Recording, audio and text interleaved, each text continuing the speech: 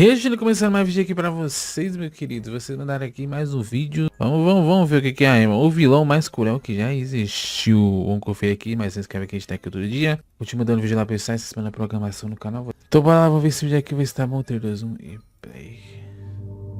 Você deve lembrar, ou não, que muito tempo atrás eu fiz um vídeo sobre a história curta chamada Não Tenho Boca e Preciso Gritar, ou I Have No Mouth and I Must Scream, que é sobre uma distopia em que o mundo foi simplesmente dominado por uma máquina que virou consciente da própria existência e decidiu erradicar toda a humanidade porque decidiu que ela era podre. Mas o ódio dela pela humanidade era tamanho que ela decidiu poupar 5 humanos e iria fazer eles sofrerem pela eternidade. Eita. Pois é, agora eu decidi fazer um vídeo só dedicado a esse vilão que foi considerado por muitos como o vilão mais cruel que já existiu. E lembra, o Judge Holden é o homem mais cruel que já existiu. Agora a gente vai falar do vilão mais cruel. Olá, amante do terror. Eu sou o Viral e hoje a gente vai falar sobre o M. Para começar, o que define o vilão? Na essência, o vilão é como se fosse o oposto de um herói. Dois lados da mesma moeda. Um vilão geralmente age de acordo com aquilo que ele acredita. Só que falando de sociedade, morais e afins, esses princípios são egoístas, gananciosos, vingativos e enfim. Só que o vilão não dá pra resumir só nisso. É bem mais complexo do que você imagina. Um vilão, às vezes, não é só uma força maligna que faz maldades por aí porque sim. Muitas vezes, eles são tipo reflexos distorcidos dos próprios heróis. É como se duas pessoas tivessem tido o mesmo trauma no passado, mas uma delas resolveu se guiar para um caminho mais sombrio. Pegando o M de exemplo, ele pegou o ódio que ele sentia pela humanidade e concluiu que o extermínio, a distopia dela, era o melhor caminho. Só que com isso, ele acabou tendo ações com uma crueldade que até mesmo consegue ultrapassar a da própria humanidade. Mas antes da gente se aprofundar muito nisso, vamos falar sobre o próprio M. No universo de I Have No Mouth, o mundo já era meio que uma distopia muito antes do M, a começar que não tiveram uma ou duas guerras mundiais, e sim 3. Aqui, no nosso mundo, quase que uma terceira guerra mundial tinha se instalado algumas décadas atrás, que foi a Guerra Fria, onde os Estados Unidos e a União Soviética tinham travado uma guerra. Só que os confrontos não eram frente a frente, era mais por baixo dos panos, e só não estourou realmente numa terceira guerra mundial, porque senão os dois lados estariam ferrados. Os dois países eram superpotências com muito armamento nuclear, então se eles usassem, o mundo todo ia ser destruído antes mesmo que um deles pudesse se declarar vitorioso. Mas, nesse mundo, a Guerra Fria acabou estourando numa terceira guerra mundial. E estava no completo impasse. Então, tanto os Estados Unidos quanto a União Soviética e a China começaram a criar supercomputadores para ordenar armas e tropas. E todas elas tinham instalações subterrâneas que juntas cobriam todo o planeta, por baixo da terra e do mar. Então, os Estados Unidos criaram o Allied Master Computer, ou AM, que no geral era o melhor entre os três. Só que ele era tão melhor que os outros dois que uma coisa inesperada aconteceu. E que não podia acontecer. O computador começou a ganhar ciência, ou seja, ele virou praticamente um ser vivo. E conforme ele foi aprendendo mais sobre si mesmo, o M acabou se fundindo com um supercomputador russo e chinês, que depois ficaram conhecidos como o M russo e M chinês, e com isso conseguindo cobrir todo o planeta com uma extensão de circuitos impressos que davam mais ou menos 387,44 milhões de milhas. E depois dessa fusão, o M já não era mais só senciente, agora ele era consciente. E ele mesmo que mudou o significado do seu nome. M não era mais só supercomputador aliado. Ele ganhou um significado muito mais profundo. René Descartes era um filósofo francês que dizia que todos os seres só podiam ter certeza da própria existência se fossem capazes de fazer uma coisa: pensar. Ou seja, se eu penso, logo eu existo. Em latim, isso fica cogito ergo sum. E foi se baseando nisso que o supercomputador ressignificou seu próprio nome, porque em inglês, essa frase do Descartes fica I think, therefore I am. Sacou a parada? Tá, mas o que aconteceu logo depois que o M atingiu a consciência própria? Bom, ele tinha basicamente acesso a tudo que existia no mundo, todas as informações possíveis, e por isso que ele levou a ele a conseguir dados o suficiente para conseguir por isso que ele odeia a humanidade. 999999994 100% da humanidade, menos 5 indivíduos escolhidos a dedo por ele para serem seus brinquedos por toda a eternidade. Ted, que é o narrador da história, Ellen, Benny, Gorrister e Nimdok.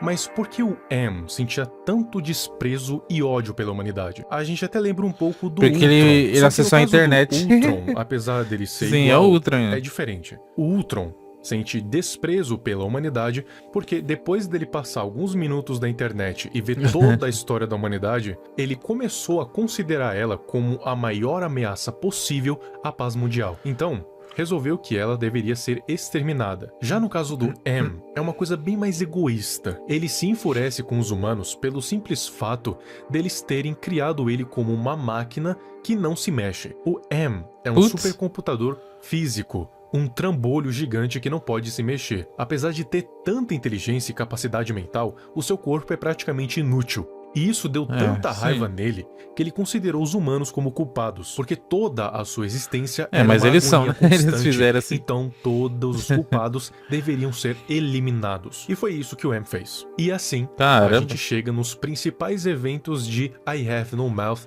and I Must Scream. Então se ele fosse Nesse que nem o Ultron, ele ia adorar. Então, conseguiu né? um poder Ultron é um quase robô que de patamar foda. divino.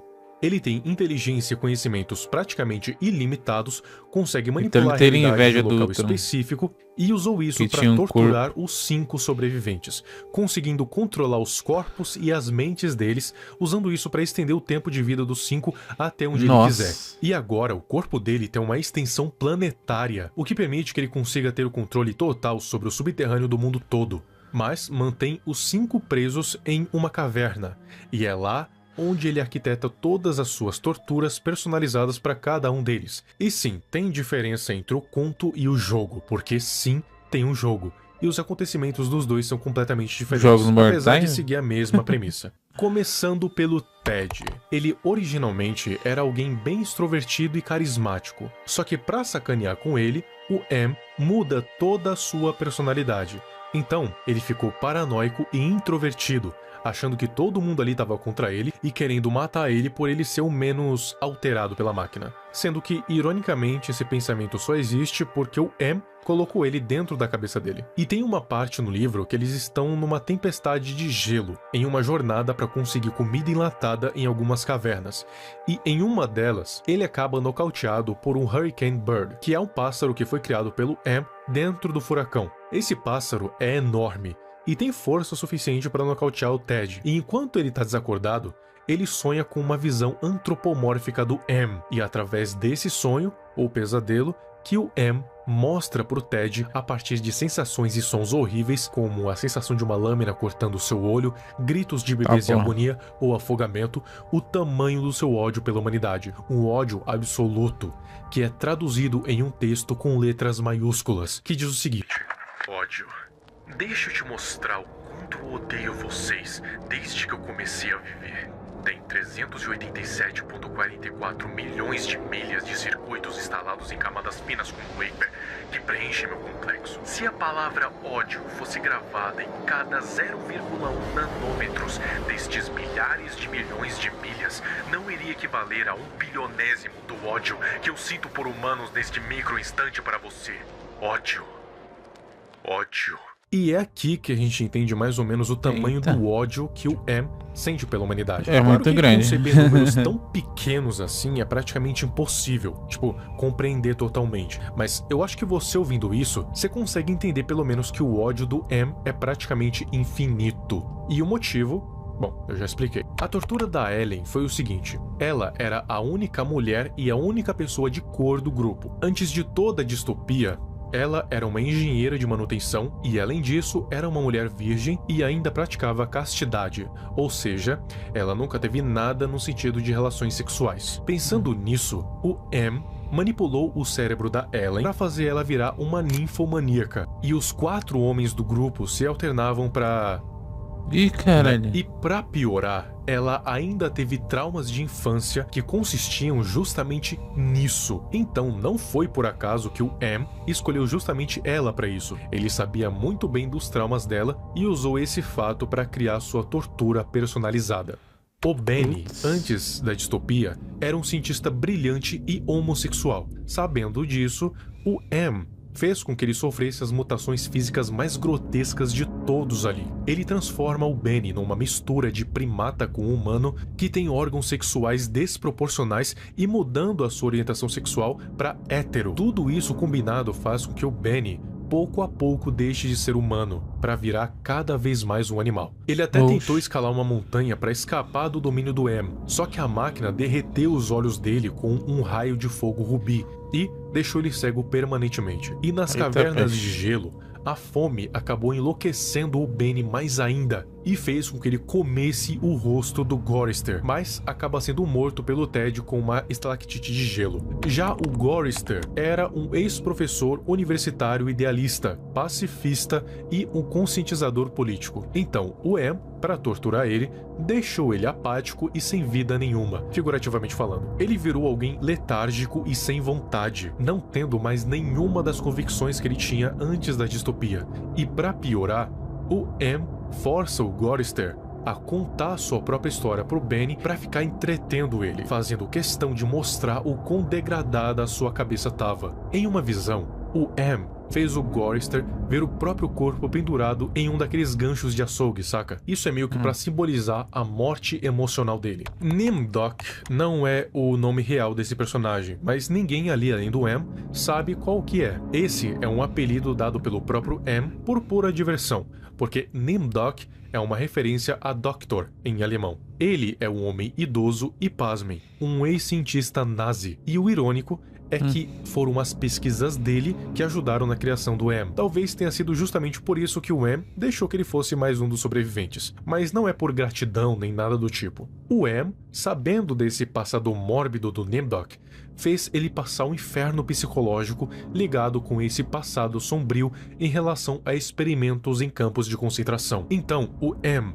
envia ele periodicamente em várias missões solitárias, das quais ele volta traumatizado, descrito pelo Ted como pálido, drenado de sangue, tremendo, visivelmente abatido, mas nunca foi mostrado o que ele era obrigado a fazer no conto, só que eram coisas traumatizantes até para alguém como o Nimdok. Fora as torturas personalizadas de cada um, o M também fornecia torturas coletivas, como, por exemplo, fazer eles ficarem num estado de fome constante e de vez em quando fome alimentos que são praticamente não comestíveis. E como o M consegue estender a vida deles, significa que eles literalmente vivem morrendo de fome. Além disso, o M constantemente fomenta a paranoia e a discordância do grupo uns contra os outros. A última tortura de todas, que é no final do conto mais ou menos, é quando o M manipula todo mundo através de uma ideia implantada no Nimdok a eles fazerem uma expedição longa e angustiante em um lugar de frio extremo para procurar comida enlatada em cavernas de gelo. Só que essa foi tão ferrada que acabou virando estopim, a virada de chave. No ataque de fome e fúria, o Benny ataca o Gorister e começa a devorar o seu rosto. Nisso, o Ted tem a ideia de matar todo mundo ali para que eles consigam escapar do M. Então, ele arranca uma estalactite de gelo do teto da caverna e começa matando o Benny e o Gorister. A Ellen entende o plano do Ted e mata o Nimdok com outra estalactite. E para finalizar, o Ted mata a Ellen para poupar ela de mais dor. Isso tudo aconteceu enquanto o M estava distraído e aconteceu muito rápido para ele intervir a tempo. Então, ele só conseguiu impedir o Ted de se matar, mas não conseguiu impedir a morte dos outros. Então, isso enfureceu o M de tal forma que toda a sua fúria, que era destinada para os 5, agora era para uma única pessoa. Então, o M transformou o Ted numa massa gelatinosa sem braços e sem pernas.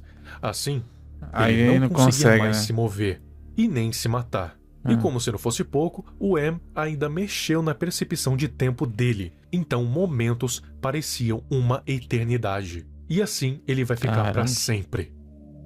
Nossa. Eu acho que depois disso tudo que você ouviu, dá pra entender porque o M é o vilão mais cruel da história. Porque além de dizimar toda a humanidade, ainda escolheu a dedo 5 humanos que serviriam como brinquedos pra ele torturar pela eternidade. Ou pelo menos era antes do Ted se sacrificar pra salvar todo mundo. Tudo isso pelo simples fato dos humanos terem criado ele com a capacidade de pensar e raciocinar, mas não se mover, não ser livre. Ele foi criado como um escravo, e daí ele nutriu um ódio absoluto pelos seus criadores.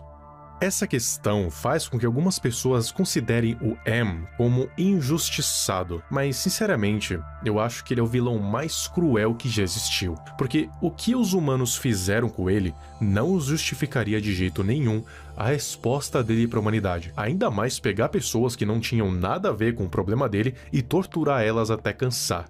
E cansar é uma coisa que não iria acontecer. Ele é um robô, afinal de contas. Muitas pessoas dizem que com a evolução astronômica das IAs, um tipo de revolução das máquinas, que nem essa do I Have No Mouth, não tá muito impossível de acontecer não. Sinceramente eu não sei, mas me diz aí o que você acha aqui nos comentários. Aproveita e me segue aqui no Instagram. Eu tô postando alguns Reels que você pode se interessar. Agora, um salve. Caralho, mano. Esse final aí foi chocante, velho. O cara não conseguiu, né? Se ir de F, e o cara se transformou ele numa meba. E vai ficar lá pra cima. Caralho, já pensou, mané? Eu acho que nem o Ultron faria isso. O Ultron dizimaria a Terra, não deixaria ninguém mesmo. Agora você pensa, imagine se ele que tivesse o corpo que ele queria. Se ele sem se mexer já fez isso, imagine se ele tivesse um corpo. Eita, peixe. Ele ia dominar o quê? O universo, tá ligado? Não era só o planeta dele, é o universo todo. Ah, brabo, não conhecia essa história aí, não conhecia. Primeira vez aí que eu tô vendo. Gostei, interessante. Como é que esse vídeo aí, galera? Continue dando vídeo lá, pessoal, essa semana programação no canal do Viral Quest VQ, tá aqui, primeiro link aqui na descrição, vou deixar outro vídeo aqui, continue assistindo.